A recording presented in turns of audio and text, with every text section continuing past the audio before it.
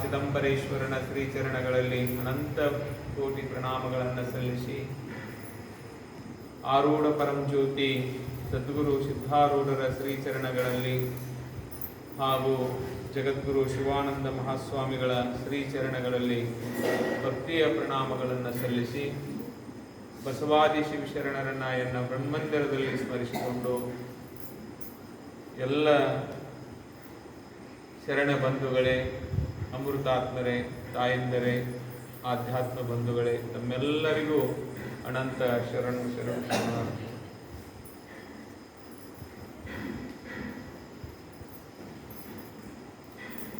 ಮನುಷ್ಯಾಣಾಂ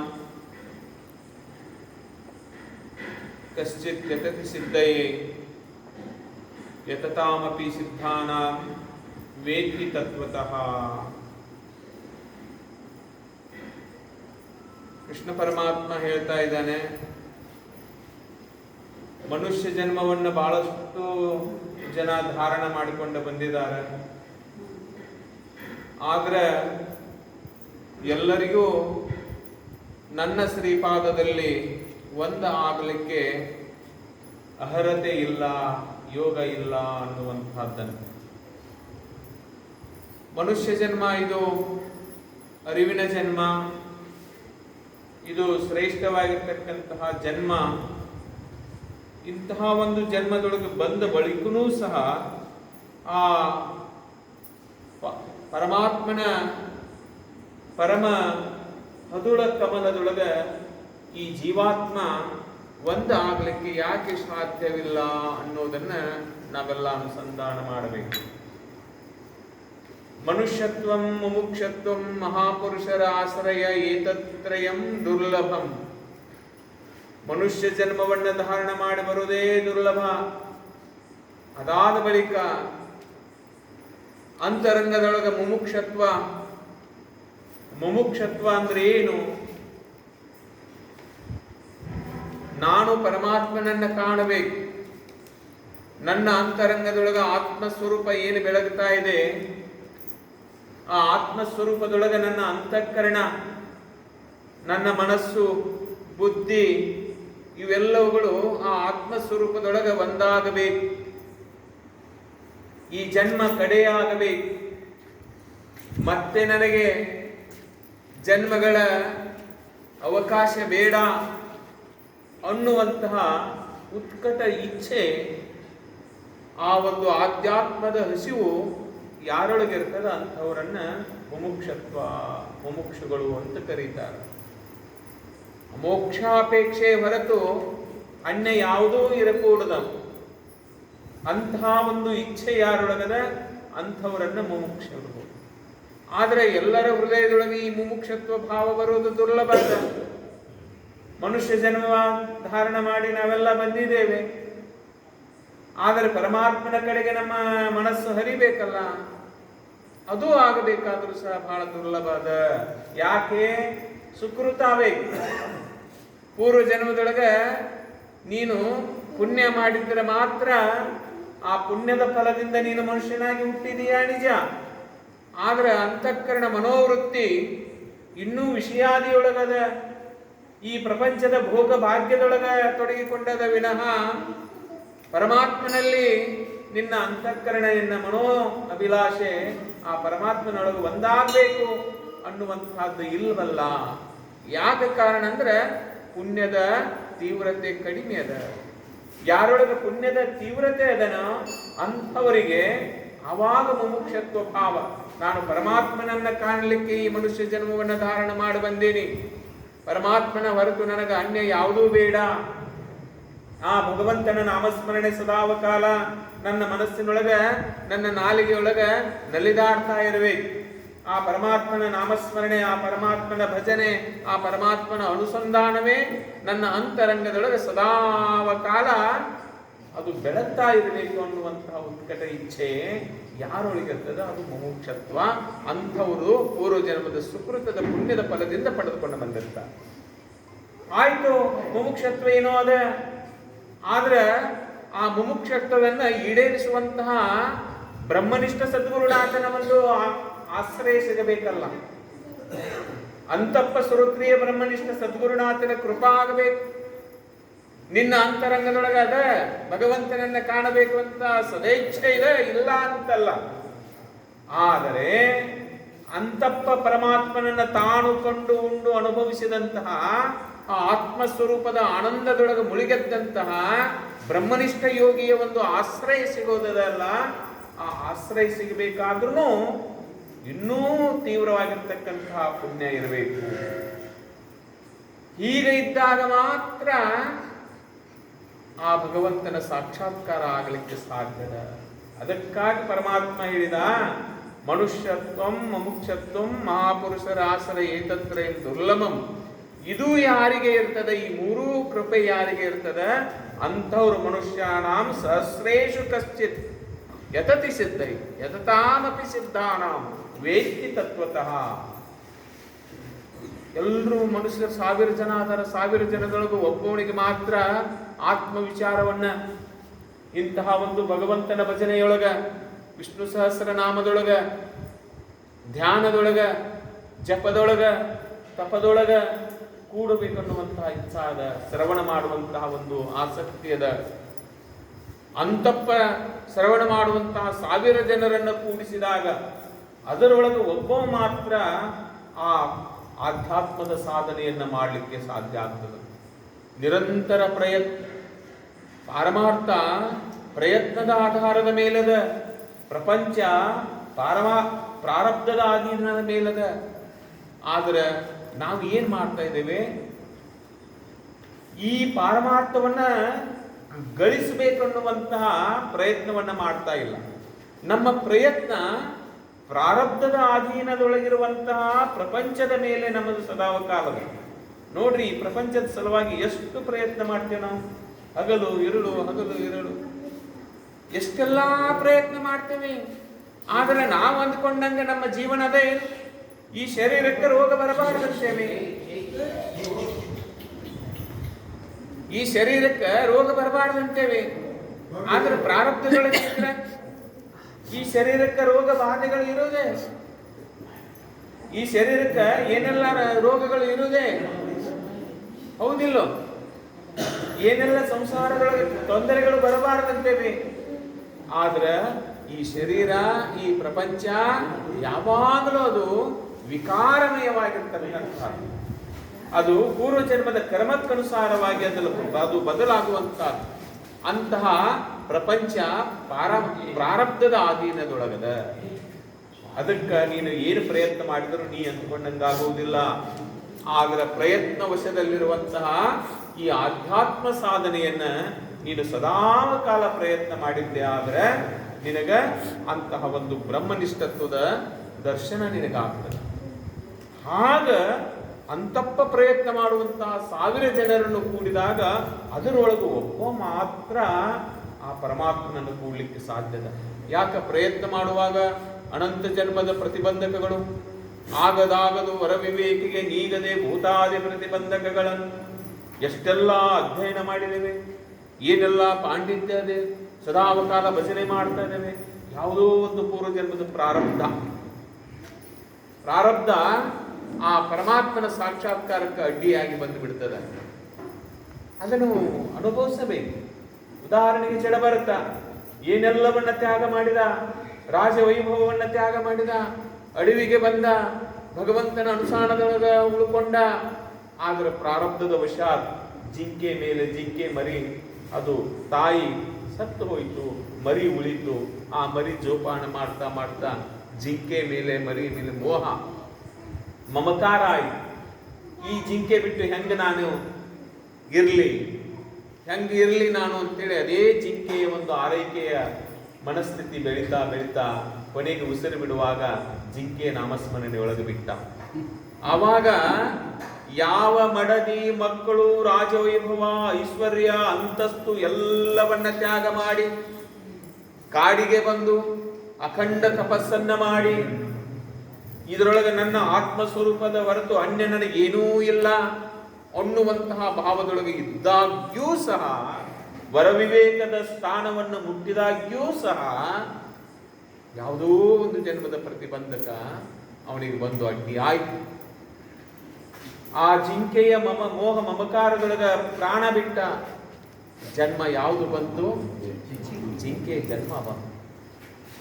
ಜಿಂಕೆ ಜನ್ಮವನ್ನ ಅನುಭವಿಸಬೇಕಾದ ಅಂತಃಕರಣ ವೃತ್ತಿ ಜಾಗ್ರ ಆಯ್ತು. ನನಗೆ ಯಾಕೆ ಜಿಂಕೆ ಜನ್ಮ ಅಂತ ಅನ್ಕೊಂಡ ಜೀವಾತ್ಮ ಅಲ್ಲೇ ಜಿಂಕೆ ಜನ್ಮದೊಳಗಿರುವಾಗನ ಆಯ್ತು, ಪಶ್ಚಾತ್ತಾಪ ಆಯ್ತು. ಆದರೂ ಅನಿವಾರ್ಯ ಆ ದೇಹ ಧಾರಣ ಪ್ರಾರಬ್ಧ ಇಲ್ಲಿ ತನ ಶರೀರದ ಧಾರಣ ಇದೆ, ಅಲ್ಲಿ ತನ ಅನುಭವಿಸ್ಬೇಕಲ್ಲ. ಅನುಭವಿಸಿದ. ಆದರೂ ಅಲ್ಲಿಯೂ ಸಹ ಬ್ರಹ್ಮ ಆತ್ಮ ವಿಚಾರವನ್ನು ಬಿಡಲಿಲ್ಲ. ಮತ್ತೆ ಒಬ್ಬ ಬ್ರಾಹ್ಮಣನ ಜನ್ಮ ಅಲ್ಲಿಯೂ ಸೇವಾ ಮಾಡಿದ.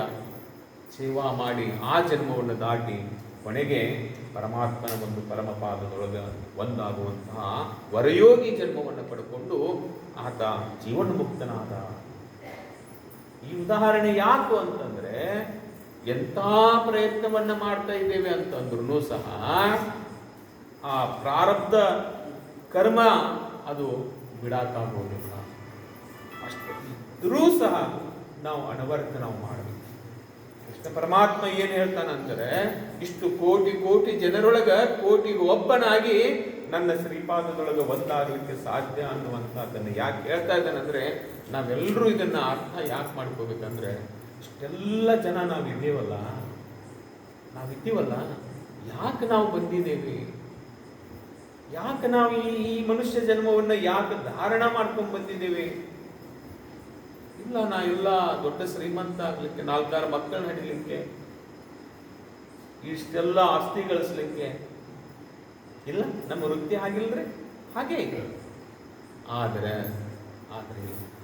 ಮನುಷ್ಯ ಜನ್ಮ ಧಾರಣ ಯಾಕಂದ್ರೆ, ನಾನು ಯಾರಿದ್ದೀನಿ, ನಾನು ಯಾರು, ನಾನು ಈ ನಾಮ ರೂಪ ಕ್ರಿಯೆಯ ಒಂದು ಉಪಾಧಿ ಶರೀರ ನಾನು, ಅಥವಾ ಇಲ್ಲಿ ಒಳಗೆ ಬೆಳಗುವಂತ ಅಸ್ಥಿ ಭಾತಿ ಪ್ರಿಯ ರೂಪದೊಳಗಿರುವಂತ ಚೈತನ್ಯ ನಾನು. ಇದು ನಮಗೆ ಗೊತ್ತಿಲ್ಲ. ನಾನು ಯಾಕೆ ಬಂದೇನಿ, ಏನು ಮಾಡಬೇಕಾಗಿತ್ತು ಇಲ್ಲಿ ಬಂದ ಬಳಿಕ, ಇದು ಬಹಳ ಮುಖ್ಯ. ಇದನ್ನ ಯಾರು ಮನಸ್ಸಿನೊಳಗಿಟ್ಟುಕೊಂಡು ತಮ್ಮ ಜೀವನ ಕ್ರಮವನ್ನ ಅವ್ರು ನಡೆಸಿಕೊಂಡು ಹೋಗ್ತಾರ, ಅಂಥವ್ರಿಗೆ ನಾನು ಯಾಕೆ ಬಂದೇನೆ ಅಂದಾಗ ಅವಾಗ ಒಳಗೆ ಜಾಗ್ರ ಆಗ್ತದ, ವಿವೇಕ ಜಾಗ್ರ ಆಗ್ತದ. ಹೌದು, ನಾನು ಬಂದಿರುವಂತಹದ್ದು ಆಹಾರ ನಿದ್ರಾ ಭಯ ಮೈಥುನಕ್ಕಾಗಿ ಬಂದಿಲ್ಲ. ಆಹಾರ ನಿದ್ರಾ ಭಯ ಮೈಥುನಂಶ ಸಾಮಾನ್ಯಮೇತತ್ ಪಶುಭಿರ್ನರಣಾಂ ಧರ್ಮೋ ಹಿತೇಶೋ ಅಧಿಕೋ ವಿಶೇಷ ಧರ್ಮೇನ ಹೀನ ಪಶುಭಿರ್ ಸಮಾನಃ. ಓ ಮನುಷ್ಯ, ನೀನು ಈ ಮನುಷ್ಯ ಜನ್ಮವನ್ನು ಧಾರಣ ಮಾಡ್ಕೊಂಡು ಬಂದು ಹಸಿದಾಗ ಉಂಡು ನಿದ್ರೆ ಬಂದಾಗ ಮಲಗಿ 4-6 ಮಕ್ಕಳನ್ನು ಹಡೆದು ಪ್ರಾಣಕ್ಕೆ ತೊಂದರೆ ಆದ್ರೆ ಭಯ ಪಡುವುದಕ್ಕಾಗಿ ನೀನು ಈ ಜನ್ಮದ ಆಯುಷ್ಯವನ್ನು ಬಳಸಿಕೊಂಡಿದ್ದ ಆದ್ರೆ, ಇದನ್ನ ಮಾಡಿದ್ದ ಆದ್ರೆ, ನರಿ ನಾಯಿ ಪಕ್ಷಿ ಕ್ರಿಮಿ ಕೀಟ ಅವು ಹಸಿದಾಗ ಉಂಟಾವ, ನಿದ್ರೆ ಬಂದಾಗ ಮಲಗ್ತಾವ, 4-6 ಮಕ್ಕಳು ಹಡಿತಾವ, ಅವಕ್ಕೂ ಪ್ರಾಣದ ಭಯ ಐತಿ. ಹಾಗಾದ್ರೆ ನಿನಗೂ ಅವುಗಳಿಗೆ ಏನು ವ್ಯತ್ಯಾಸ, ಏನು ಅಂತರ? ನಿನಗೂ ಅವುಗಳಿಗೆ ಏನು ಅಂತರದ? ಅದ ಜನ್ಮದೊಳಗೆ ನೀನು ಸಾಕ್ಷಾತ್ಕಾರ ಮಾಡ್ಕೋಬಹುದಾಗಿತ್ತಲ್ಲ. ಆಹಾರ ನಿದ್ರಾ ಭಯ ಮೈಥುನನ್ನ ಮಾಡ್ಕೊಳ್ಳೋದಕ್ಕಾಗೆ ಬಂದಿದ್ರ? ಇಲ್ಲ, ಅದಕ್ಕಾಗಿ ನೀನು ಬಂದಿಲ್ಲ. ನೀನು ಬಂದಿರತಕ್ಕಂತಹ ಉದ್ದೇಶ ಯಾವುದಂತಂದ್ರ ಧರ್ಮೋಹಿತೇಶೋ ಅಧಿಕೋ ವಿಶೇಷ. ಜ್ಞಾನದಿಂದ ನಿನ್ನನ್ನು ನೀನು ತಿಳ್ಕೊಳ್ಳಕ್ಕೆ ಬಂದೀಪ. ಅರಿವಿನ ಜನ್ಮ. ಹೆಂಗ ಅರಿವಿನ ಜನ್ಮ ರೀ ಇದು ಅಂತ ನೋಡಿದ್ರೆ, ಯಾವುದು ಸತ್ಯ, ಯಾವುದು ಮಿಥ್ಯ, ಯಾವುದು ಶಾಶ್ವತ, ಯಾವುದು ಅಶಾಶ್ವತ, ಯಾವುದು ಸುಖಿ, ಯಾವುದು ದುಃಖಿ ಅನ್ನುವಂತ ಸಾರಾಸಾರ ವಿಚಾರ ಮಾಡುವಂತ ವಿಶೇಷ ಬುದ್ಧಿ ನಮ್ಮೊಳಗದ. ಮನುಷ್ಯನೊಳಗದ. ಪರಮಾತ್ಮ ಅದನ್ನು ಸೃಷ್ಟಿ ಮಾಡ್ಯಾನ. ಅದು ಇದ್ಕೊಂಡು ನಾವು ಅದನ್ನು ಮಾಡದೆ ಹೋದ್ರೆ, ಈ ಶರೀರ ಶಾಶ್ವತ ಅಲ್ಲ, ಆದ್ರೆ ಇದನ್ನ ಅಜ್ಞಾನದಿಂದ ಶಾಶ್ವತ ಅಂತ ತಿಳಿದೇವಲ್ಲ. ಇದು ಒಂದು ದಿನ ಇದು ಲಯ ಆಗುದ. ಪಂಚಮಹಾಭೂತದಿಂದ ಬಂದದ, ಪಂಚಮಹಾಭೂತದೊಳಗೆ ಲೀನ ಆಗುದ. ಆದ್ರೆ ಇದ್ರ ಒಳಗೆ ಬೆಳಗುವಂತ ಬ್ರಹ್ಮ ಅಭಿನ್ನ ಕೂಟಸ್ಥ ಪ್ರತ್ಯಗಾತ್ಮ ಐತಲ್ಲ, ಒಳಗೆ ಬೆಳಗಾಕತ್ತೈತಲ್ಲ, ಅದು ಚಿದಂಬರ ವಸ್ತುವಾಗಿ ಚೈತನ್ಯ ವಸ್ತುವಾಗಿ ಬೆಳಗಾಕತ್ತೈತಲ್ಲ, ಆ ಆತ್ಮ ಅದು ಶಾಶ್ವತ ಐತಲ್ಲ. ಮತ್ತೆ ಯಾವುದು ಅಶಾಶ್ವತ ಐತಿ, ಆ ಅಶಾಶ್ವತವಾಗಿರ್ತಕ್ಕಂಥ ತನುವಿನ ಮೇಲೆ, ಉಪಾಧಿಯ ಮೇಲೆ, ಶರೀರದ ಮೇಲೆ ನಮ್ಮ ಅಂತಃಕರಣ ವೃತ್ತಿ ಗಟ್ಟಿಯಾಗಿ ಮೋಹ ಮಮಕಾರಗಳಿಂದ ಬಂಧಿತ ಆಗೈತಿ. ಆದರೆ ಒಳಗಿರುವಂತಹ ಆತ್ಮದ ಮೇಲೆ ಅಚಲವಾಗಿರ್ತಕ್ಕಂತಹ ನಿಷ್ಠೆ ನಾವು ಇಟ್ಕೊಳ್ತಾ ಇದ್ದೀವಿ. ಅದಕ್ಕೆ ಜ್ಞಾನಿಗಳು ಹೇಳಿದರು, ಶ್ರೀಪಾದ ವಲ್ಲಭರು ಹೇಳಿದರು, ಎಲ್ಲಾ ಮಹಾತ್ಮರು ಹೇಳಿದರು, ಆರೂಢರು ಹೇಳಿದರು, ಬಸವಾದಿ ಶಿವಶರಣರು ಹೇಳಿದರು, ನೋಡು ನೀನು ಒಳಗೆ ಇರುವಂತಹ ಆತ್ಮಸತ್ಯ ವಸ್ತುವನ್ನು ತಿಳ್ಕೊ. ಇದನ್ನು ನೀನು ತಿಳ್ಕೊಳ್ಳೋಕ್ಕಾಗಿ ಬಂದಿಪ್ಪ. ಹಾಗಾದ್ರೆ ಅದನ್ನು ತಿಳ್ಕೊಳ್ಳದೆ ಹೋದರೆ ಧರ್ಮೋ ಹಿತೇಶು ಅಧಿಕೋ ವಿಶೇಷ. ಈ ಶರೀರಕ್ಕೆ ಬರೀ ಈ 4 ಚರಿತಾರ್ಥಗಳಕ್ಕಾಗಿ ನೀನು ಶರೀರದ ಆಯುಷ್ಯ ಬೆಳೆಸಿದ್ದ ಆದರೆ ಆ ಪ್ರಾಣಿ ಪಕ್ಷಿಗಳಿಗಿಂತೂ ಕಡೆಯಾಗ. ಯಾಕೆ? ವಿಶೇಷ ಬುದ್ಧಿ ಇದ್ರೂ ಆ ಬುದ್ಧಿಯನ್ನು ಬಳಸ್ಕೊಳ್ಳದೆ ಹೋದಲ್ಲ, ಮಾಡಲಿಲ್ಲ. ಅದನ್ನ ಈ ಮನುಷ್ಯ ಜನ್ಮದ ಸಾಧನೆ ಮಾಡ್ಕೊಳ್ಳೋಕೆ ತಪಸ್ಸು ಮಾಡಲಿಲ್ಲವೇ ತಪವನು ಮಾಡಲಿಲ್ಲವೇ, ಕೂಡೆ ಸುಗುಣದೊಡನೆ ನೋಡಿ ತಿಳಿದು ತ್ರಿವಿಧ ಕರಣದಲ್ಲಿ ಮಾಡಲಿಲ್ಲವೇ ತಪವನು ಮಾಡಲಿಲ್ಲವೇ. ಹರಣ ಪೂಜೆ, ಸುಕರ್ಮ ವೃತ್ತಿ, ಶರಣ ಸೇವೆ, ಗುರು ಭಜನೆ, ಪರಮ ಸಾತ್ವಿಕಂಗಳೆಂಟು ನೆರೆದು ನೆಲೆಸಿ ತನುವಿನಿಂದ ಮಾಡಲಿಲ್ಲವೇ ತಪವನು ಮಾಡಲಿಲ್ಲವೇ. ಈ ತಪಸ್ಸನ್ನು ಏನಾದರೂ ಮಾಡಿಯೇನು ನೀನು? ತ್ರಿವಿಧ ಕರಣದಿಂದ ಕಾಯ, ಈ ಶರೀರವನ್ನ, ಇದು ಪವಿತ್ರ ಶರೀರ, ಇದನ್ನು ಹಿಡ್ಕೋ. ವಾಚ, ಮಾತಿನಿಂದ ಯಾವ ಪ್ರಾಣಿಗಳಿಗೂ ಮಾತನಾಡುವಂತಹ ಸಾಮರ್ಥ್ಯ ಇಲ್ಲ, ನಿನ್ನೊಳಗದ ಆ ಮಾತು ಪರಮಾತ್ಮನ ಮಾತಾಗಬೇಕು, ಸಂಸಾರದ ಮಾತುಗಳಲ್ಲ. ಆ ಸಂಸಾರದ ಮಾತುಗಳಿಂದ ಏನೂ ಉರುಳಿಲ್ಲ. ಆ ಭಗವಂತನ ಮಾತುಗಳು, ಅವು ಮಂತ್ರಗಳು, ಅವು ಶ್ಲೋಕಗಳು, ಅವು ವಚನಗಳು, ಅವು ಬ್ರಹ್ಮಸೂತ್ರಗಳು, ಅವು ಅರಣ್ಯಕಗಳು, ಅವು ಆಗಮಗಳು, ನಿಗಮಗಳು, ಉಪನಿಷತ್ತುಗಳು, ವೇದಗಳು, ಎರಡ ಅಂತಹ ಮಾತುಗಳನ್ನು ನೀನು ಮಾತನಾಡು. ವಾಚ, ಇನ್ನೊಬ್ಬರಿಗೆ ಆ ಮಾತಿನಿಂದ ನಿಂದನೆ ಆಗಿರಬಾರದು, ಅವರ ಮನಸ್ಸು ನೋವು ಆಗಿರಬಾರದು. ಯಾವ ಬ್ರಹ್ಮದ ಈ ವೇದಗಳ ಮಾತು ಆಗಲಿ, ಉಪನಿಷತ್ತುಗಳ ಮಾತಾಗಲಿ, ಮಂತ್ರಗಳಾಗಲಿ, ವಚನಗಳಾಗಲಿ ಯಾರ ಮನಸ್ಸನ್ನು ನೋಯಿಸ್ತಾವೆ ಹೇಳಿ ನೋಡೋಣ. ಈ ಎಲ್ಲವುಗಳು ಎಲ್ಲರ ಮನಸ್ಸನ್ನ ಪ್ರಸನ್ನಗೊಳಿಸ್ತಾವೆ, ಪ್ರಶಾಂತಗೊಳಿಸ್ತಾವೆ. ಒಂದು ಮಂತ್ರವನ್ನು ನಾವು ಹೇಳಿದರೆ ಅದು ಗುರು ಮಂತ್ರ ಇರಬಹುದು, ಅದು ದೇವ ಮಂತ್ರ ಇರಬಹುದು, ನಾರಾಯಣನ ಮಂತ್ರ ಇರಬಹುದು, ಲಕ್ಷ್ಮಿಯ ಮಂತ್ರ ಇರಬಹುದು, ಯಾವುದೇ ಮಂತ್ರ ಇರಲಿ. ಯಾಕೆ? ಮನತ್ರಾಯಿತಿ ಮಂತ್ರ. ಯಾವ ಮನಸ್ಸು ವಿಷಯದೊಳಗ ಮುಳುಗಿತ್ತೋ, ದುಃಖದೊಳಗ ಹೊರಳಾಡುತ್ತಿತ್ತೋ, ಅಂತಹ ಮನಸ್ಸನ್ನ ಅದು ದೂರ ಮಾಡಿ ಪರಮಾತ್ಮನೊಳಗೆ ಒಂದು ಮಾಡುವಂತಹ ಸೂತ್ರವನ್ನ ತೋರಿಸಿಕೊಡ್ತದ ಆ ಮಂತ್ರ. ಹೀಗಾಗಿ ಮನಸ್ಸು ಪ್ರಸನ್ನ ಆಗ್ತದ, ಪ್ರಶಾಂತ ಆಗ್ತದ, ಮನಸ್ಸು ನೆಮ್ಮದಿಯಿಂದ ಇರ್ತದ. ವಿಷ್ಣು ಸಹಸ್ರ ನಾಮ ಮಂತ್ರ ಹೇಳೋದರಿಂದ ಅಂತಃಕರಣ ಪ್ರಸನ್ನ ಆಗ್ತದರೇ. ಅದು ವಾಚ, ಮನಸ್ಸ, ಕಾಯ ವಾಚ ಮನಸ್ಸ. ಮನಸ್ಸು, ಈ ಮನಸ್ಸು ಒಳಗದಲ್ಲ, ಮನಸ್ಸು ಕಾಣಲಾರದ ಮನಸ್ಸು. ಯಾಕೆ? ಮನಸ್ಸು ಅದ ಶರೀರದ, ಆದ್ರೆ ಮನಸ್ಸು ಎಲ್ಲೋ ಓಡಾಡ್ತದೆ. ಈ ಮನಸ್ಸನ್ನ ಅಲ್ಲಿಲ್ಲ ಅಚ್ಚಿತ್ತ ಓಡಾಡದಂಗ ಹಿಡ್ಕೊಂಡು ಬಾಯಿದೆ. ಯಾಕ? ಮಾಯಾ ಹಂಗೆ ಎಳ್ಕೊಂಡು ಹೋಗ್ತದೆ. ಮನಸ್ಸು ಹಂಗ ಓಡ್ತದೆ. ಯಾಕ? ನಾನೊಂದು ನೆನೆದರೆ ತಾನೊಂದು ನೆನೆವುದು, ನಾನೊಂದು ನೆನೆದರೆ ತಾನೊಂದು ನೆನೆವುದು, ನಾನಿತ್ತಲೆಳೆದರೆ ತಾನತ್ತಲೆಳೆವುದು. ತಾ ಬೇರೆ ಎನ್ನ ಬಳಲಿಸಿ ಕಾಡಿತ್ತು, ತಾ ಬೇರೆ ಎನ್ನ ಅಳಲಿಸಿ ಕಾಡಿತ್ತು. ನಾನು ಕೂಡಲ ಸಂಗಮ ದೇವನ ಕೂಡುವನೆಂದಡೆ, ಮಾಯೆ ಎನ್ನನ್ನು ಮುಂದುಗಡಿಸಿತ್ತು ನೋಡ. ಕೂಡಲ ಸಂಗಮ ದೇವ ಹಂಗದರಿ ಮಾಯೆ, ಅದು ಮಾಯಾ ಮನಸ್ಸು, ವಿಷಯಾಕಾರದೊಳಗೆ ಮುಳುಗಿದಂತಹ ಮನಸ್ಸು, ಪ್ರಪಂಚದ ಐಶ್ವರ್ಯೊಳಗೆ ಮುಳುಗಿದಂತಹ ಮನಸ್ಸು ಭಗವಂತನನ್ನ ಮರೆಸುತ್ತ, ನಮ್ಮ ಒಳಗಿರುವಂತಹ ಸ್ವರೂಪವನ್ನ ಮರೆಸುತ್ತ, ಪರಮಾತ್ಮನನ್ನ ತಿಳಿಯುವಂತಹ ಒಂದು ಅರಿವಿನಿಂದ ದೂರ ಮಾಡಿ ಮರುವಿನೊಳಗಿಡುತ್ತದೆ.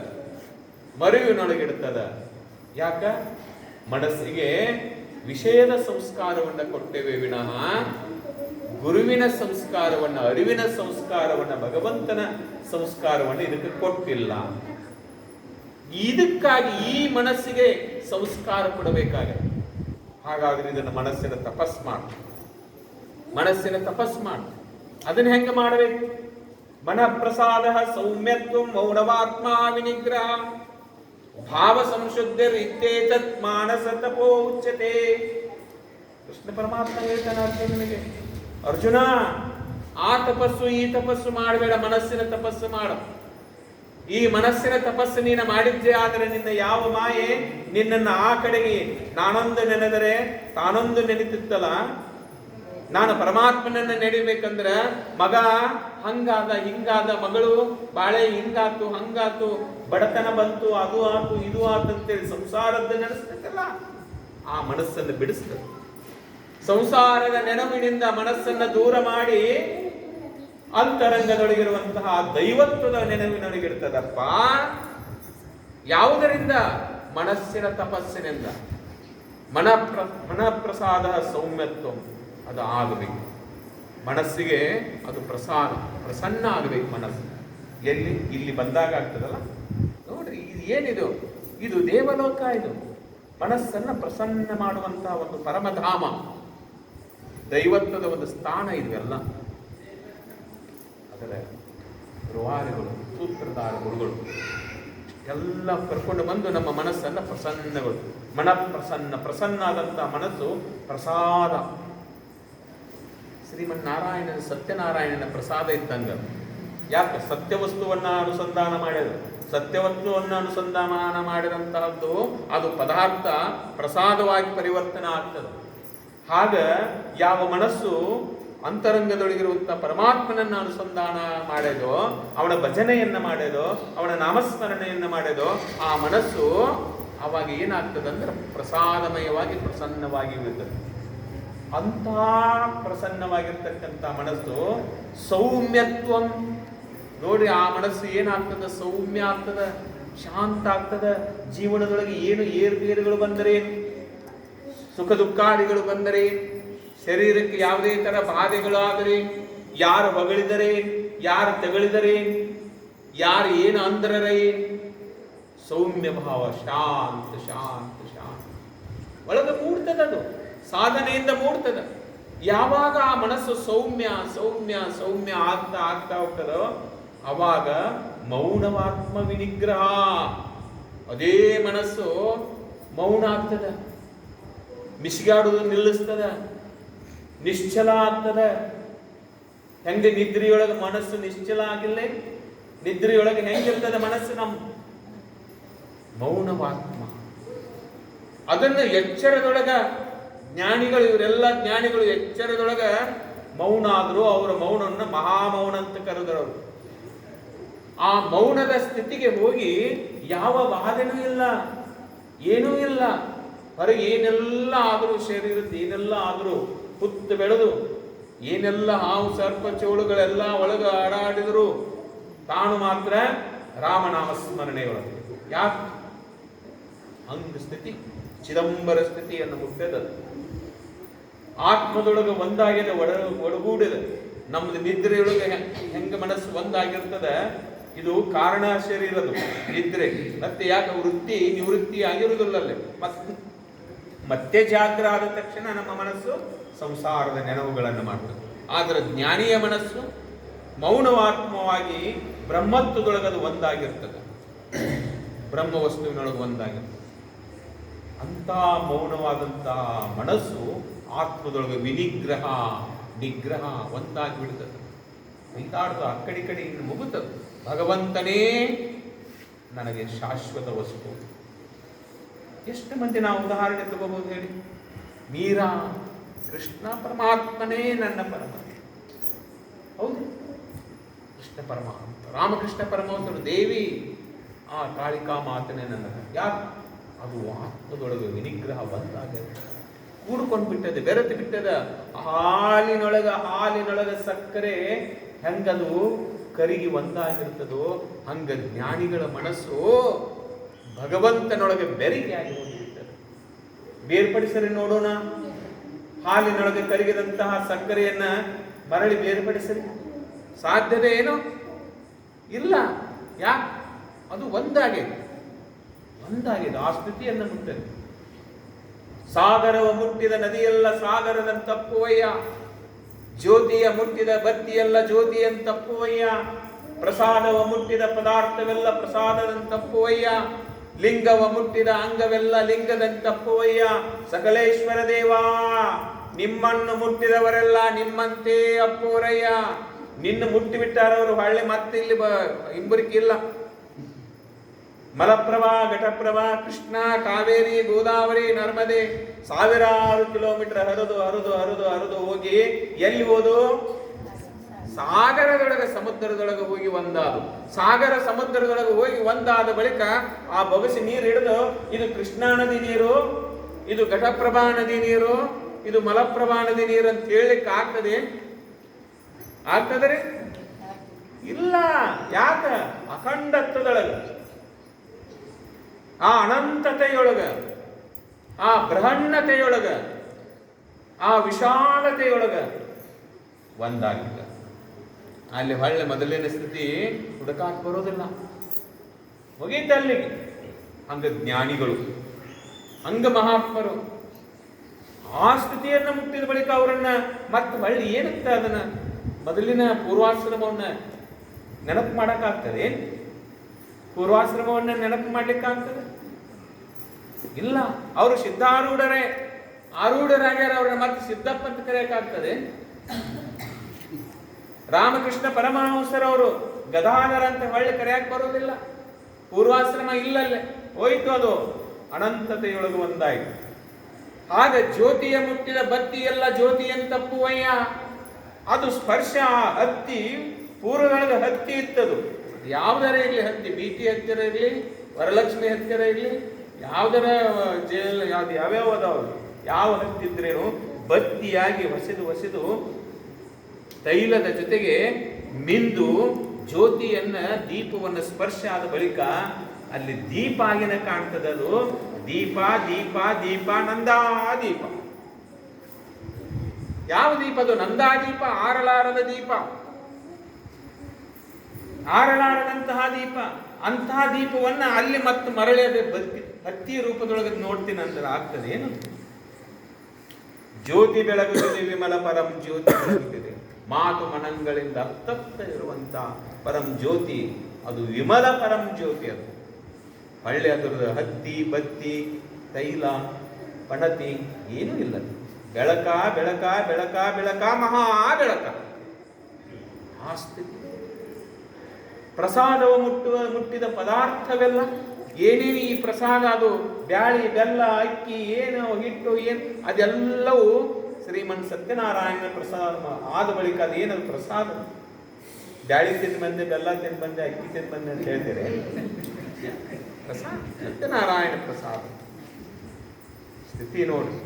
ಹಂಗ ಲಿಂಗವ ಮುಟ್ಟಿದ ಅಂಗವೆಲ್ಲ ಯಾವುದು? ಈ ಆತ್ಮಲಿಂಗವನ್ನ, ಜ್ಯೋತಿರ್ಲಿಂಗವನ್ನ, ಮಹಾಲಿಂಗವನ್ನ, ಪ್ರಾಣಲಿಂಗವನ್ನ ಮುಟ್ಟಿದಂಥ ಈ ಮನಸ್ಸು, ಅದು ಏನಪ್ಪಾ ಅಂತಂದ್ರೆ ಅದು ಅದೇ ಪರವಸ್ತುವೆ. ಮತ್ತದೇನು? ಲಿಂಗವ ಮುಟ್ಟಿದ ಅಂಗವೆಲ್ಲ ಲಿಂಗದಂತೆ, ಆತ್ಮಲಿಂಗದಂತೆ, ಜ್ಯೋತಿರ್ಲಿಂಗದಂತೆ, ಮಹಾಲಿಂಗದಂತೆ ಅಪ್ಪಯ್ಯ. ನಿಮ್ಮನ್ನು ಮುಟ್ಟಿದವರೆಲ್ಲ ನಿಮ್ಮಂತೆ. ನೋಡು ಎಂತ ಉಪಮೆ ಕೊಡ್ತಾರೆ. ನಿಮ್ಮನ್ನು ಮುಟ್ಟಿದವರೆಲ್ಲ ನಿಮ್ಮಂತೆ. ಹಂಗ ಆ ಮೌನವಾತ್ಮ ವಿನಿಗ್ರಹ, ಅಂತಹ ಮನಸ್ಸು ಅದು ನಿಗ್ರಹ ಆಗಿ ಆತ್ಮನೊಳಗೆ ಬೆರೆತ ಬಳಿಕ ಅದು ಪರಮಾತ್ಮ ವಸ್ತುವೇ. ಭಾವ ಸಂಶುದ್ಧರಿತ್ತೇತ, ಅದು ಭಾವ ಸಂಶುದ್ಧಿ ಆಗ್ಬಿಡ್ತದ. ಅಂತಹ ಜ್ಞಾನಿ ಭಾವ. ಅದಕ್ಕಾಗಿ ಆ ಜ್ಞಾನಿಗಳ ಭಾವ ಏನಾಗಿ ಬಂದವ ಅಂದ್ರೆ ವೇದಗಳಾಗಿ ಬಂದವ, ಶ್ರುತಿ ಸ್ಮೃತಿಗಳಾಗ್ಯಾವ. ಅವ್ರ ಭಾವದ ಉತ್ಥಾನ ಆದ ಬಳಿಕ ನಮ್ಮಂಥವರ ಉದ್ಧಾರಕ್ಕಾಗಿ ಅವ್ರ ಭಾವ ನಿರ್ಭಾವದೊಳಗಿದ್ದವರು ನಿಜ. ಆದರೂ ಅದು ಸಂಶುದ್ಧಿಯಾಗಿ, ಅದು ಶುದ್ಧೀಕರಣ ಆಗಿ ಹಿಂಗ ಜ್ಞಾನೇಶ್ವರಿ ಗ್ರಂಥ ಆಗೈತ, ಭಗವದ್ಗೀತಾ ಆಗೈತದು, ವೇದ ಆಗೈತದು, ಉಪನಿಷತ್ತುಗಳಾಗಿದಾವ್ರಿ. ಅದು ಯಾವುದರ ಫಲ? ಭಾವ ಸಂಶುದ್ಧಿಯ ಫಲ ಅದು. ಅದು ಶುದ್ಧೀಕರಣ ಆಗ್ಯದ. ಅದಕ್ಕೆ ಯಾವುದೂ ಬೆರಕಿ ಇಲ್ಲ, ಯಾವುದರ ಒಂದು ಅದಕ್ಕೆ ಮಿಶ್ರಣ ಇಲ್ಲ, ದೋಷ ಮಿಶ್ರಣ ಇಲ್ಲದು. ನಿರ್ದೋಷ ವಸ್ತು ಅದು, ನಿರ್ಲೇಪ ವಸ್ತು ಅದು, ಯಾವುದನ್ನು ತನ್ನೊಳಗೆ ಕೂಡಿಸಿಕೊಂಡಿಲ್ಲ. ಅಂಥ ಭಾವ ಸಂಶುದ್ಧಿಯಾಗಿ ಇಂಥ ಒಂದು ಸತ್ಯ ವಿಚಾರಗಳನ್ನು ನಮಗೆ ಕೊಟ್ಟಾರಲ್ರಿ. ಇನ್ನು ನಾವು ಅದನ್ನು ನೋಡಲ್ದವ್ರು ನಾವು ದೌರ್ಭಾಗ್ಯಗಳು. ಭಗವದ್ಗೀತಾ ನಮ್ಮ ಕಿವಿಯೊಳಗೆ ಬಿದ್ದಿಲ್ಲ ಅಂದ್ರೆ ನಾವು ದೌರ್ಭಾಗ್ಯಗಳು. ಜ್ಞಾನೇಶ್ವರಿ ಗ್ರಂಥ ನಮ್ಮ ಕಿವಿಯೊಳಗೆ ಬಿದ್ದಿಲ್ಲ ಅಂದ್ರೆ ದೌರ್ಭಾಗ್ಯಗಳು. ಸತ್ಯನಾರಾಯಣ ವೃತ್ತದ ಮಾತುಗಳು ನಮಗೆ ಕಿವಿಯೊಳಗೆ ಬೀಳುವುದಿಲ್ಲ ಅಂದ್ರೆ ನಾವು ದೌರ್ಭಾಗ್ಯಗಳಲ್ಲ. ಯಾರ ಕಿವಿಯೊಳಗೆ ಅವು ಸದಾವಕಾಲ ಬೀಳ್ತಾವು. ಅದಕ್ಕೆ ಅಂತರಂಗದೊಳಗೆ ಹರಿಯ ಕಾಣದವನು ಹುಟ್ಟೂ ಕುರುಡನು, ಸತತ ಸಂತ ವಾರ್ತೆಯ ಕೇಳದವನು ಜಡಮತಿ ಕಿವುಡನು. ದಾಸರು ಅದಕ್ಕೆ ಹೇಳಿದರು. ಇದನ್ನ ನಾವು ಇದಕ್ಕಾಗಿ ನಾವು ಬಂದೇವಿ, ಯಾಕೆ ಬಂದೇವಿ ಅನ್ನುವಂತ ಪ್ರಶ್ನೆಗೆ ಉತ್ತರ ಇದು. ಉತ್ತರ ಏನಂತಂದ್ರೆ ಇದು. ಈ ಉತ್ತರವನ್ನ ನಾವು ನೋಡಿಕೊಂಡಾಗ ಅವಾಗ ಅಶೋಚ್ಯಾನನ್ವಶೋಚಸ್ತ್ವಂ ಪ್ರಜ್ಞಾವಾದಾಂಶ ಭಾಷಸೆ ಗತಾಸೋ ನಗತಾಸೋಂಚ ನಾನು ಶೋಚಂತಿ ಪಂಡಿತ. ಭಗವಂತ ಹೇಳ್ತಾನ, ಯಾರು ಇದನ್ನ ತಿಳ್ಕೊಂತಾರಲ್ಲ ಅವರು ಶೋಚ ಅಂದ್ರೆ ದುಃಖ ಶೋಕದಿಂದ ಅವರು ಅಶೋಕತ್ವದ ಕಡೆಗೆ ಹೋಗ್ತಾರ. ಅಶೋಚ್ಯಾನನ್ವಶೋಚಸ್ತ್ವಂ ಪ್ರಜ್ಞಾವಾದಾಂಶ ಭಾಷಸೆ. ಅವ್ರದ್ದು ಒಳಗಿರುವಂತ ಜ್ಞಾನ ಜಾಗ್ರ ಆಗ್ತದ. ಜ್ಞಾನ ಅಂದ್ರೆ ಏನು? ಅಭೇದ ದರ್ಶನಂ ಜ್ಞಾನ. ಜ್ಞಾನ ಅಂದ್ರೆ ಅಭೇದವನ್ನ ಯಾವುದು ತೋರಿಸಿಕೊಡ್ತದ, ದರ್ಶನ ಮಾಡಿಕೊಡ್ತದಲ್ಲ ಅದು ಜ್ಞಾನ. ಇರು ಸತ್ಯವನ್ನ ತಿಳಿಸಿಕೊಡ್ತದಲ್ಲ ಅದು ಜ್ಞಾನ. ಎಲ್ಲವನ್ನ ಅರಿಯುವಂತಹ ಅರಿವು ತಾನಾಗ್ತದಲ್ಲ ಅದು ಜ್ಞಾನ, ಅದು ಬೆಳಕು. ಅಶೋಚ್ಯಾನನ್ನು ಶೋಚಸ್ತ್ವಂ ಪ್ರಜ್ಞಾ ವಾದಾಂಶ ಭಾಷಸೆ ಗತಾಸು ನಗತಾಸು ನಾ ಶೋಚಂತಿ ಪಂಡಿತ. ಇಂತಹ ಒಂದು ಸತ್ಯವನ್ನ ಅರಿತಂತವ ಹಿಂದ ಅದು ಗತಿ ಸಿಗುವುದಂತ ಯಾವುದೋ ಒಂದು ಆಗುದಿಲ್ಲ. 20 ವರ್ಷ ಆಗಿರ್ತದೆ ಮಡದಿ ಸತ್ತು, ಇನ್ನೂ ನೆನಪಾಗಿ ಹೇಳ್ತಿರ್ತಾನ. ಕಣ್ಣೀರು ಹಾಕಾಕತ್ತ ಯಾವ ಸಮಯದೊಳಗಂದ್ರ ಮೊಮ್ಮಗನ ಲಗ್ನದ ಮುಹೂರ್ತದೊಳಗೆ ಧಾರಾಕಾರವಾಗಿ ಕಣ್ಣೀರು ಹಾಕಾಕತ್ತ. ಯಾಕೆ ಅಜ್ಜಳಾಕತ್ತಾನ ಯಾಕೆ ಅಳಾಕತ್ತಾನ? ಅವಾಗ ಯಾಕೆ ಏನು ತ್ರಾಸ ಆಗ್ತಾನ? ವಯಸ್ಸಿನ ಅನುಗುಣವಾಗಿ ಏನಾದ್ರ ಏನು ಇಲ್ಲ. ಮತ್ತೆ ಇಂಥ ಶುಭ ಕಾರ್ಯದೊಳಗೆ ತಾವು ಕಣ್ಣೀರು ಹಾಕುವುದು ಯೋಗ್ಯನೋ ಅಂತ ತಿಳಿದವರು ಯಾಕೆ ಏನು ತ್ರಾಸ ಆಗಕತ್ತದೆ ಹೇಳು? ಅವಾಗಂತಾನ ಆಕಿ ನೆನಪಾದ ಯಾರು ಮಡದಿ ಸತ್ಯ ಎಷ್ಟು ವರ್ಷ ಆಗ್ಯದ? 20 ವರ್ಷ ಆಗಿದೆ. ಹೆಂಗದ? ಗತಾಸು ಆಗಿ ಹೋಗ್ಯದ, ನಗತಾಸು ಮುಂದಾಗುವಂತಹದ್ದು. ಮುಂದೆ ಹಂಗಾಗ್ತದನ ಹಿಂಗಾಗ್ತದನ, ನನಗೆ ನನ್ನ ಮಕ್ಕಳು ಹಂಗಾಗ್ತಾರೆ, ಹಿಂಗೆ ಏನಾಕತೆ ಆಗ್ತೈತಿ. ಯಾಕೆ? ಪ್ರಾರಬ್ಧದ ಅಧೀನದೊಳಗದ. ಗತಾಸು ನಗತಾಸು ನಾನು ಶೋಚಂತಿ ಪಂಡಿತ. ನಿಜವಾದಂತಹ ಪಂಡಿತ ಜ್ಞಾನಿ ಈ ಸತ್ಯವನ್ನ ಅರಿತಿದ್ನಂದ್ರ ಅವ ಹಿಂದಿದ್ದ ಭೂತ ಆಗಲಿ ಭವಿಷ್ಯತ್ತಾಗಲಿ ಯಾವುದಕ್ಕೂ ಚಿಂತೆ ಮಾಡೋದಿಲ್ಲ. ಅವಾಗ ಚಿಂತೆಯನ್ನ ಮಾಡಲಾರ ವರ್ತಮಾನ ಈ ಕ್ಷಣ ಈಗೇನೈತಿ ಇದು ಆನಂದ. ಈ ಕ್ಷಣ ದೇವ್ರು ಎಷ್ಟು ಆನಂದ ದೇವ್ರಿ. ಇನ್ನೊಂದು ತಾಸಿಗೆ ಏನು ಇರಲಿ, ಅದು ಏನೋ ಇರಲಿ, ಆದ್ರೆ ಈ ಕ್ಷಣಕ್ಕೆ ಈ ವರ್ತಮಾನದೊಳಗೆ ನಮ್ಮ ಜೀವನ ವರ್ತಮಾನದ ನಾವು ಭ್ರಮೆಯಿಂದ ಭ್ರಾಂತಿಯಿಂದ ಭೂತ ಭವಿಷ್ಯತ್ತನ್ನು ನಾವೇ ಮಾಡಿಕೊಂಡೇವು. ಆದ್ರೆ ಇರೋ ಸತ್ಯ ಏನು? ಇರು ಅಂದ್ರೆ ಅದು ವರ್ತಮಾನ. ಈ ಸದ್ಯ ಮುಂದಿಂದ ಏನದ ಅದು ಮುಂದಿಂದ ನಾಳೆ. ಈ ಸದ್ಯ ಇರೋದೇ ಹಂಗದ. ಆ ಭೂತ ಮತ್ತು ಭವಿಷ್ಯತ್ತುಗಳ ಕಲ್ಪನೆಯೊಳಗ ನಮ್ಮ ಮನಸ್ಸು ಹೊಯ್ದಾಡಿ ಸದ್ಯದ ಶಾಂತಿಯ ಸ್ಥಿತಿಯನ್ನು ಕಳೆದುಕೊಂಡ್ಬಿಡ್ತೇವೆ. ಈಗಿರುವಂತಹ ಸದ್ಯದ ಶಾಂತಿಯ ಕ್ಷಣಗಳನ್ನು ನಾವು ಹಾಳು ಮಾಡ್ಕೊಂಡ್ಬಿಡ್ತೀವಿ. ಮತ್ತೆ ನಾಳೆನೂ ಹಂಗೆ, ಮತ್ತೆ ಅದು ಭವಿಷ್ಯತ್ತದ್ದೇ. ಮತ್ತಿನ್ ಯಾವಾಗ ನೀನು ಕಂಡುಕೊಂಡಿ? ಅದಕ್ಕೆ ಹೇಳಿದ್ರು ಅವರು, ಈ ಕ್ಷಣ ಏನದ ಈ ಕ್ಷಣದ ಜೊತೆಗೆ ಆನಂದದಿಂದ ಇರೋದು. ಮುಂದೇನದ ಪ್ರಾರಬ್ಧದ ವಶ ಆಗ್ತದೆ. ನಂದು ಈ ಕ್ಷಣಕ್ಕೆ ಗತಾಸು ನಗತಾಸು ಚ ನಾನು ಶೋಚಂತಿ ಪಂಡಿತ. ಅಂತಹ ಯೋಗಿ, ಅಂತಹ ಜ್ಞಾನಿ ಆತ ಭೂತಕ್ಕಾಗಲಿ ಭವಿಷ್ಯದಕ್ಕಾಗಲಿ ಕಲ್ಪನೆ ಮಾಡಿಕೊಂಡು ದುಃಖಿತನಾಗೋದಿಲ್ಲ. ಆತ ಶೋಕಕ್ಕೆ ಒಳಗಾಗೋದಿಲ್ಲ. ಆತ ಸದಾವಕಾಲ ಆನಂದಮಯನಾಗಿರ್ತಾನೆ. ಅದಕ್ಕೆ ಹಂಗಿದ್ದರೆ ಜ್ಞಾನಿಗಳು ಎಷ್ಟು ಮಹಾತ್ಮರ ನೆನಪು ಮಾಡ್ಕೋಬಹುದು. ನಮ್ಮ ಭಾರತ ದೇಶ ಅಂದ್ರೆ ಋಷಿಗಳ ಬೀಡು, ಇದು ಶರಣರ ಬೀಡು, ಯೋಗಿಗಳ ತಾಣ, ಯತಿವರ್ಯರ ಅದು ಪರಮಧಾಮ. ಎಲ್ಲ ಸಂತರು, ಶರಣರು, ಯೋಗಿಗಳು, ಅನುಭಾವಿಗಳು, ದಾರ್ಶನಿಕರು, ಋಷಿಗಳು, ಮಹರ್ಷಿಗಳು, ಬ್ರಹ್ಮರ್ಷಿಗಳು, ದೇವರ್ಷಿಗಳು, ಏನು ಒಬ್ಬರ ಇಬ್ಬರ ಭಾರತ ದೇಶ ಅಂದ್ರೆ ಪಾರಮಾರ್ಥದ ಒಂದು ಪರಮ ಬೀಡು. ಅಂಥವರ ಒಂದು ತಪಸ್ಸಿನ ತಾಣದೊಳಗೆ ನಮಗೂ ಜನ್ಮ ಸಿಕ್ಕೈತಲ್ರಿ.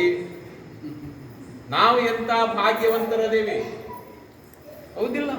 ಯಾವ ದೇಶದೊಳಗದ ಹೇಳಿ ಇಷ್ಟು ಆಧ್ಯಾತ್ಮದ ಒಂದು ಪರಮ ಶಕ್ತಿ?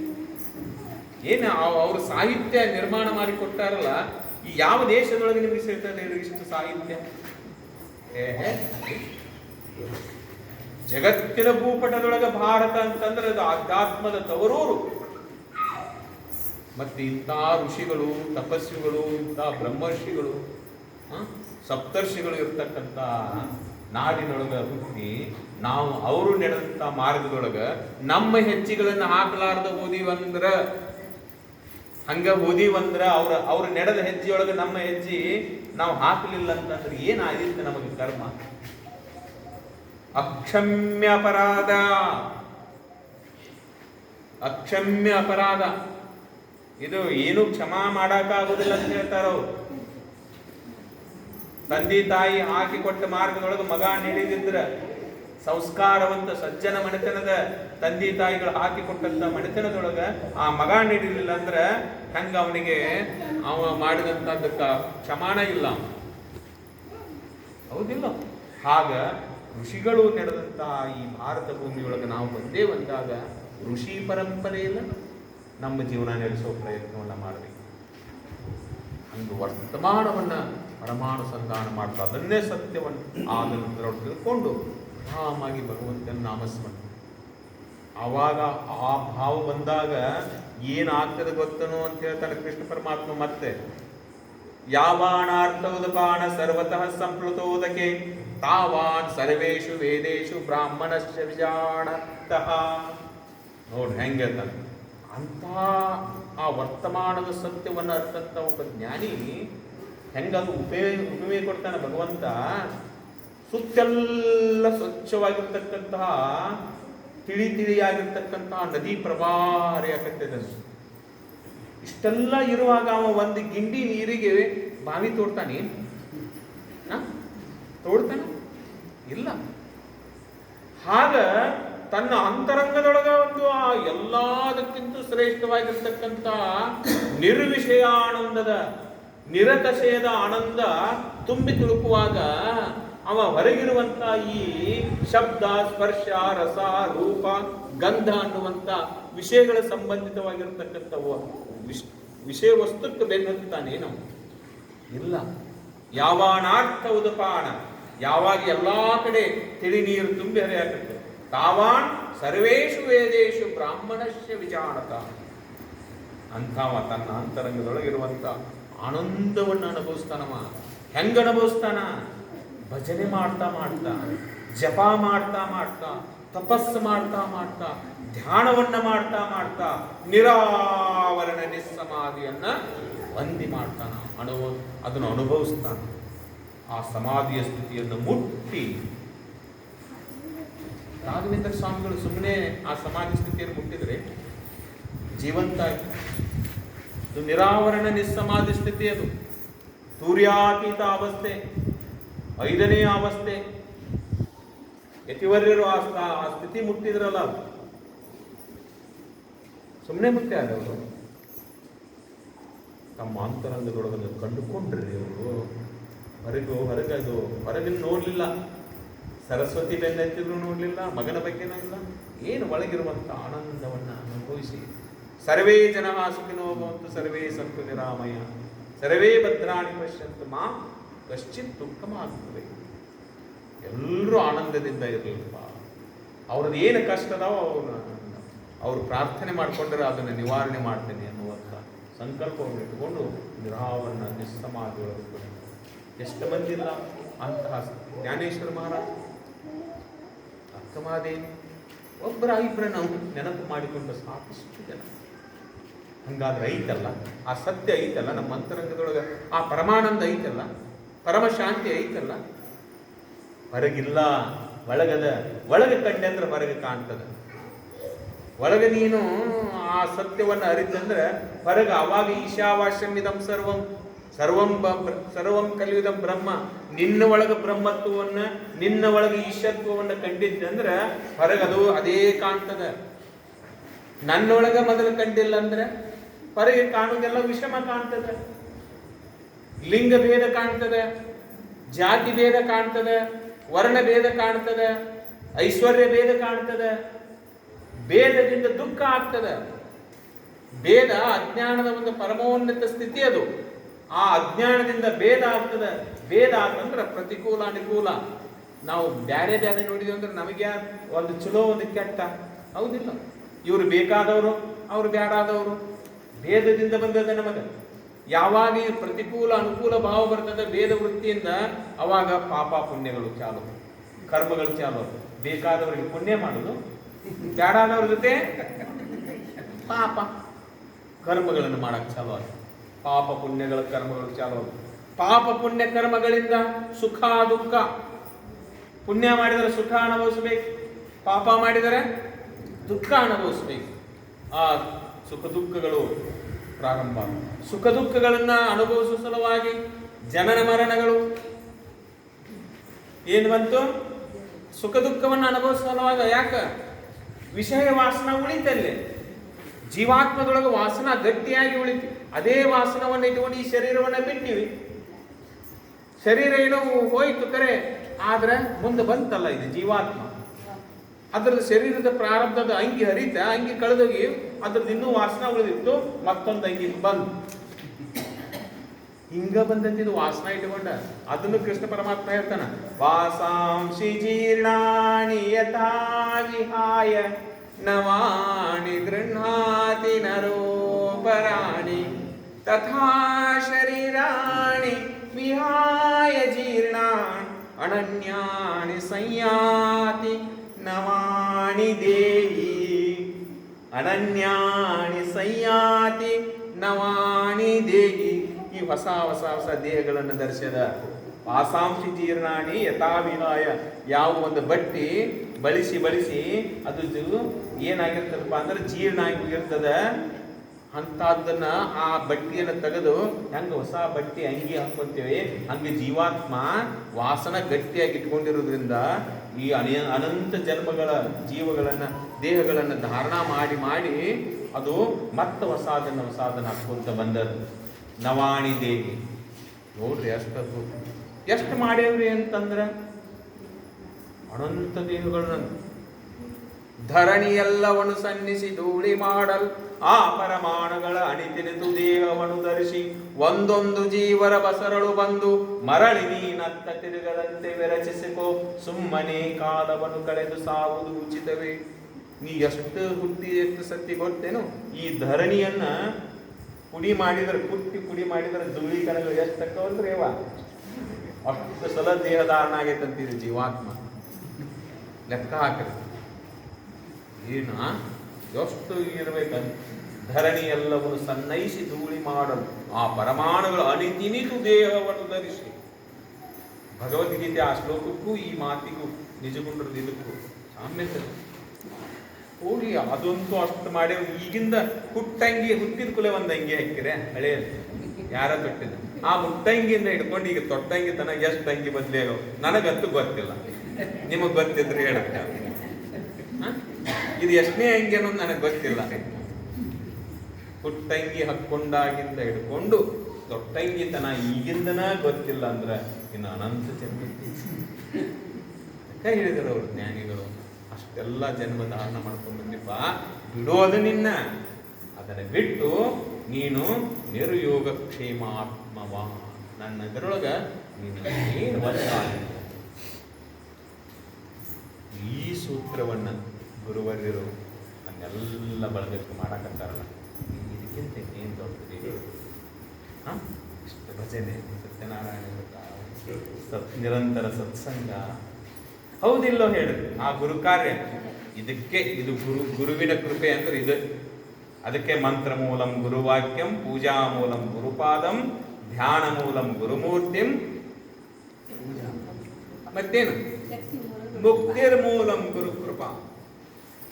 ಮುಕ್ತಿಗೆ ಮೂಲ ಗುರುನೇ. ತೋರಿಸ್ಬೇಕಲ್ಲ ಅಂತ ಪದನೇ ಹೇಳಲ್ಲ. ಮಹಾಪುರುಷರ ಆಶ್ರಯ ಅಂತ ಗುರುಗಳು ಬೇಕು ತೋರ್ಸ. ಯಾಕೆ ಅವರು ಅನುಭವಿಸಿ ಅದನ್ನ ಅನುಭವದಿಂದ ಹೇಳ್ತಾರೆ. ಅಂತಹ ಒಂದು ಪರಮಧ್ಯಾನ ನೋಡಿ, ನಿಮ್ಮ ಎಲ್ಲರ ಮುಖಗಳನ್ನು ನೋಡಿದ್ರೆ ದೇವತಾಲೋಕದ ಒಂದು ಅನುಭವ ಬರ್ತದೆ. ಇಂತಹ ಒಂದು ಇದರೊಳಗೆ ಇದು ಸತ್ಯ ವಸ್ತುವನ್ನು ತಿಳಿಯುವಂತಹ ಸೂತ್ರ. ಭಗವದ್ ವಿಚಾರಗಳನ್ನು ಎಷ್ಟು ನೆನಪು ಮಾಡಿಕೊಂಡ್ರೂ ಕಡಿಮೆನೆ. ಅದಕ್ಕೆ ಜನನ ಮರಣ ಭಾಳ ಎಲ್ಲ ಇರಲಿ, ಸಂಸಾರ ಬೇಡ ಅಂತಲ್ಲ, ಅದು ಆಗುವಂಗೆ ಆಗ್ತಿರ್ತದೆ. ಆದರೆ ನೋಡ್ರಿ, ಈಗ ನಮ್ಮ ಪ್ರಸನ್ನ ಅವರು ಎಷ್ಟು ಗುರುಗಳ ಜೊತೆಗೆ ಎಲ್ಲವನ್ನ ತ್ಯಾಗ ಮಾಡೋದು. ತ್ಯಾಗ ಅಂದ್ರೆ ಏನು ಸುಮ್ಮನೆ ಇಲ್ಲದ, ಅದರೊಳಗೆ ಭಾಳ ಬೇಕದು, ಭಾಳ ಬೇಕು. ಸರಿ, ನಮಗನ್ಸ ನಾವಿಂದ ಹಿಡ್ಕೊಂಡೇವೆ, ಅವ್ರು ಆರಾಮಾಗಿ ಗುರುವಿನ ಜೊತೆ ಕುಂತು ಬಿಟ್ಟಾರೆ. ನಿಜವಾಗಿರ್ತಕ್ಕಂಥ ಸಾಧನೆ ಏನೇ ಇರಲಿ ಪ್ರಾರಬ್ಧ, ಆದರೆ ಸಂಸಾರದ ನೀವು ಏನೇನಾದರೂ ಮಾಡೋಂಗೆ ಆಗ್ತಿರ್ತದೆ. ಆದರೆ ಇದನ್ನು ನಿತ್ಯ ಅನುಸಂಧಾನ. ಒಂದು ನಾನು ಹೇಳೋದಂದ್ರೆ, ನೀವು ಭಜನೆ ಮಾಡ್ತೀರಿ, ಆಮೇಲೆ ತಪಸ್ಸು ಮಾಡ್ತಾಯಿದ್ದೀರಿ, ಜಪ ಮಾಡ್ತಾಯಿದ್ದೀರಿ, ಧ್ಯಾನ ಎಲ್ಲ ಮಾಡ್ಕೊತ ಅದು ಮುಕ್ತಿ ಬಂದರ ಬಗ್ಗೆ ಹೋಗಿರೋದಿಲ್ಲ. ಅದ್ರ ಬಗ್ಗೆ ನಮ್ಮದೇನು ಮಾಡೋದು ಒಂದೇ, ಕರ್ಮಣ್ಣೆ ಅಧಿಕಾರಸ್ತೆ ಮಾ ಫಲೇಶು ಕದಾಂಚನ ಮಾ ಕರ್ಮ ಫಲ ಹೇತುರ್ಭೋ ಮಾ ತೇ ಸಂಗೋಸ್ತ ಕರ್ಮಣಿ. ಏನು ಫಲದ ಬಗ್ಗೆ ಏನೋ ವಿಚಾರ ಮಾಡಿ. ಯೋಗಸ್ಥ ಕುರು ಕರ್ಮಾಣಿ ಸಂಗಂ ತ್ಯಕ್ವಾ ಧನಂಜಯ ಸಿದ್ಧ ಅಸಿದ್ಧೋ ಸಮೋ ಭೂತ್ವಾನ್ ಸಮತ್ವಂ ಯೋಗ ಉಚ್ಯತೆ. ಆಗ್ಯರ ಬಿಟ್ಟರೆ ಬಿಡಲಿ, ಮುಕ್ತಿದ್ದು ನಾ ಏನು ಮಾಡೋದು? ನಂದಂತೂ ಈ ಸೇವೆಯೊಳಗೆ ಇರೋದು ಎಷ್ಟು ಆರಾಮ ಇರ್ತದಲ್ಲ, ಏನು ಬಡಬಡಿಕೆನೇ ಇಲ್ಲ. ಸಿದ್ಧ ಸಿದ್ಧೋ ಅಸಿದ್ಧೋ ಆಗಲಿ ಆಗದ ಇರಲಿ, ಸಮೋಭೂತ್ವಾನ್ ಸಮಾತ್ವ ಭಾವದಿಂದ ಇರೋದು. ಅದ ಯೋಗ ಜೀವನ, ಪರಮ ಯೋಗ ಜೀವನ. ಏನ್ರಿ ಅವೆಲ್ಲ ನೆನಪು ಮಾಡಿಕೊಂಡ್ರೆ ಬಹಳ ಆನಂದ ಅನಿಸುತ್ತೆ. ನಾನು ಹೇಳಕತ್ತಿಲ್ಲ, ಇದನ್ನ ಒಳಗ ಅವನೇ ಭಗವಂತನೇ ಆನಂದದಿಂದ ಭಜನೆ ಮಾಡುವಾಗ ಹೆಂಗ ಆನಂದ, ಇದು ಶಾಸ್ತ್ರ ಜ್ಞಾನಾನಂದದ ಒಳಗೆ ಮುಳುಗಿಸ್ತಾನೆ, ಬಂದ್ ಮಾಡಿಸ್ತಾನೆ. ಆ ಒಂದು ಸೇವೆಯೊಳಗೆ ನಾವು ನೀವೆಲ್ಲ ಸದಾಕಾಲ ನಡೆದು ಭಗವಂತನ ವರದಿಗೆ ಪಾತ್ರರಾಗೋಣ ಅಂತ ಹೇಳ್ತಾ ಈ ಚಿಂತನವನ್ನು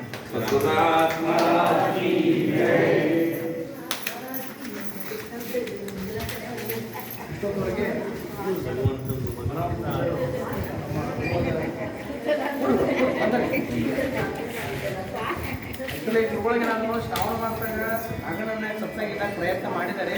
ಅದು ನನ್ನ ಫೋನ್ ನಂಬರ್ ಬಂದಾಗಿರೋದ್ರಿಂದ ನೋಡಿ ನನ್ನ ಫೋನ್ ಎತ್ತಿಲ್ಲ. ಅವಾಗ ಇವರು ಸುದೈವಾಗಿ ಮೊನ್ನೆ ಎತ್ತಿದ್ರು. ಅದಕ್ಕೆ ನಮಗೆಲ್ಲ ಅವ್ರ ವಾಣಿಗೆ ಕೇಳುವಂಥ ಸೌಭಾಗ್ಯ ಸಿಕ್ತು. ಅವತ್ತು ಭಾಳ ಪ್ರಯತ್ನ ಮಾಡಿದ್ದಾರೆ. ಅಂಗನವಾಡಿ ಸತ್ಸಾಗಿಲ್ಲ ಪಾಪ ಅವರು ಶ್ರಾವಣ ಮಾಸ ಬಂದಿದ್ದು ಎಲ್ಲರ ಪುರಾಣಕ್ಕೆ ಹೋಗಿರ್ತಾರೆ. ಅದಕ್ಕೆ ನಮ್ಮ ಸೌಭಾಗ್ಯದ ಇಂಥ ಮಹಾತ್ಮರು ನಮ್ಮ ಒಂದು ಈ ಒಂದು ದೇವಸ್ಥಾನದೊಳಗೆ ಬಂದು